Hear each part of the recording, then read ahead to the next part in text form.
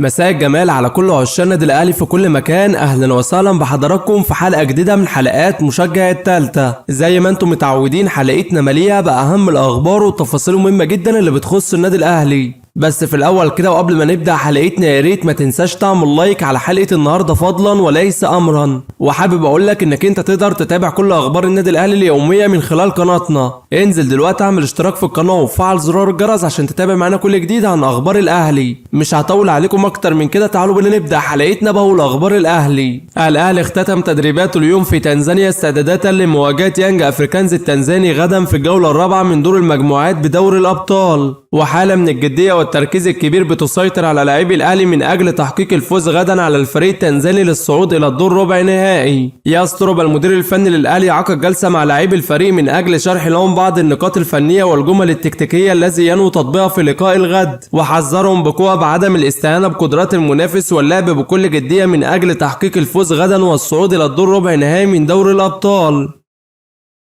حالة غضب عريمة بتسيطر على مسؤول الأهلي ومجلس الإدارة بسبب تخلف إمام عاشور عن السفر مع بعثة الفريق المسافرة إلى تنزانيا لخوض مواجهة يانج أفريكانز التنزاني بدوري الأبطال. واتجاهات قوية في الأهلي لزيادة العقوبات الموقعة على اللاعب في حال عدم تقديمه أي مبررات مقنعة لمجلس الإدارة تسببت في غيابه عن السفر مع بعثة الفريق إلى تنزانيا. مصدر بالأهلي يؤكد بأن مسؤول الأهلي ينتظر تقديم إمام عاشور أي مبررات مقنعة تسببت في غيابه عن السفر مع بعثة الفريق المسافرة إلى تنزانيا خوض مواجهة يانج أفريكانز التنزاني بدور الأبطال، وذلك لتوضيح النادي الموقف النهائي الذي منع اللاعب من السفر مع بعثة الفريق من أجل إنهاء كل الجدال المتداول الساعات الماضية عبر مواقع السوشيال ميديا. ومصدر يؤكد بأن الأهلي لم يتراجع عن العقوبات الموقعة على اللاعب بالأمس في حال تقدم بأي مبررات مقنعة لمجلس الإدارة، خاصة وأن العقوبات الموقعة على اللاعب بالأمس جاءت بسبب عدم حصوله على إذن من أحد المسؤولين بالنادي أو الجهاز الفني أو الإداري بالأهلي بعدم السفر مع بعثة الفريق. وفي حال تبين بأن اللاعب غاب عن السفر مع بعثة الفريق بالأمس لأي أسباب أخرى سيتم النظر في هذا الأمر واتخاذ الأهلي إجراءات وخطوات تأديبية تجاهه، خاصة وأن معلومات مجلس إدارة الأهلي بأن غياب اللاعب عن السفر مع بعثة الفريق بسبب تعرضه لأحد الفيروسات هو وأسرته بالكامل. وفي حال تبين لمجلس إدارة الأهلي بأن غياب اللاعب عن السفر مع بعثة الفريق لأسباب مالية أو أي أسباب أخرى سيتم توقيع عقوبات مالية صارمة أخرى على اللاعب من جانب إدارة الأهلي.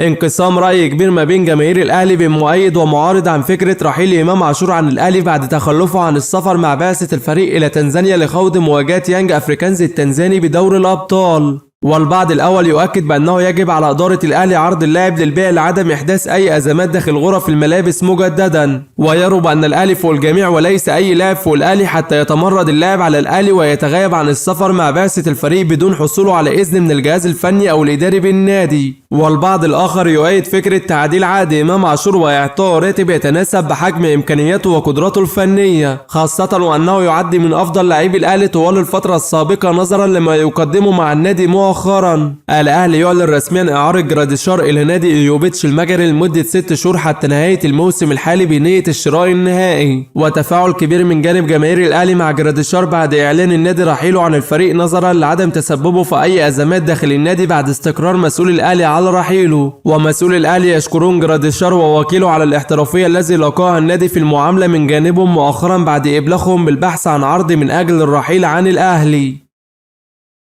الكابتن وليد صلاح الدين مدير الكرة بالأهلي يوافق على بدء إمام عاشور التدريبات منفرد غدا الساعة 5 مساء. ومصدر بالأهلي يؤكد بأن الكابتن سيد عبد الحفيظ تواصل مع إمام عاشور في الساعات الماضية واللاعب أبلغه بأنه متقبل العقوبات الموقعة عليه من جانب النادي وإنه سيقوم بتنفيذ كل الشروط بالكامل بداية من الغد. ويؤكد أيضا بأن الكابتن سيد عبد الحفيظ أبلغ اللاعب بأنه لا يوجد أي نية لتخفيض العقوبة الموقعة عليه تحت أي بند أو أي ظرف وسيتم تطبيقها بشكل كامل، خاصة وأن ما فعله إمام عاشور لم يفعله أحد في تاريخ الأهلي.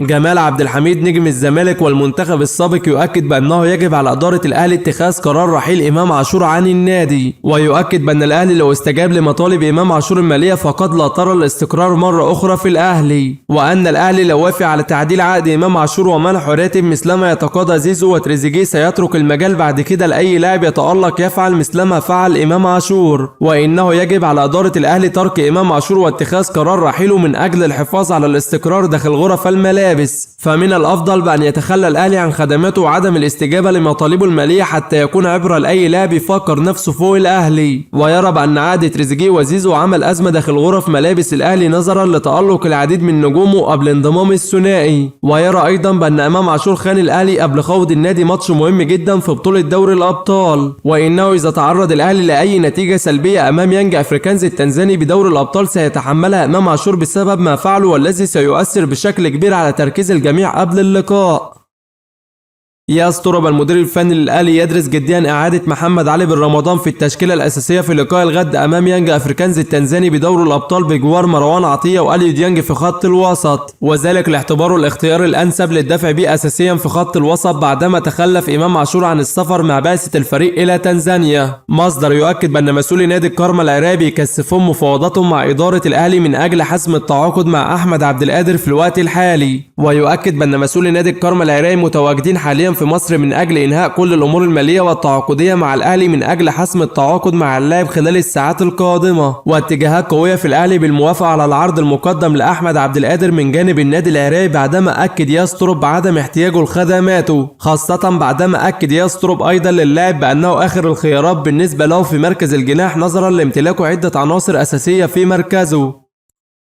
مصدر بالأهلي يؤكد بأن النادي لم يتلقى أي عروض رسمية خلال الفترة الماضية من أجل الحصول على خدمات إمام عاشور سواء من الدوري الأمريكي أو نادي النصر السعودي، ويؤكد بأن كل ما تم تداوله في الساعات الماضية عن تقدم نادي النصر السعودي بعرض رسمي للأهلي من أجل الحصول على خدماته لا أساس له من الصحة وعبارة عن اجتهادات صحفية، وينفي كل ما تم تداوله عن تخلف اللاعب عن السفر مع بعثة الفريق إلى تنزانيا رغبته بالرحيل إلى نادي النصر السعودي، فهذا الأمر لا أساس له من الصحة وعبارة عن اجتهادات صحفية، واللاعب لم يتلقى أي عروض رسمية مؤخرا مثلما يقال. لكن النادي تلقى بعض الاستفسارات من جانب بعض وكلاء اللاعبين لمعرفة إمكانية تخلي الأهلي عن خدماته للبحث عن عروض مالية ضخمة للنادي، والأهلي أغلق بيبانه أمام رحيل إمام عاشور ورفض بشكل قاطع فكرة رحيله عن الفريق في الوقت الحالي.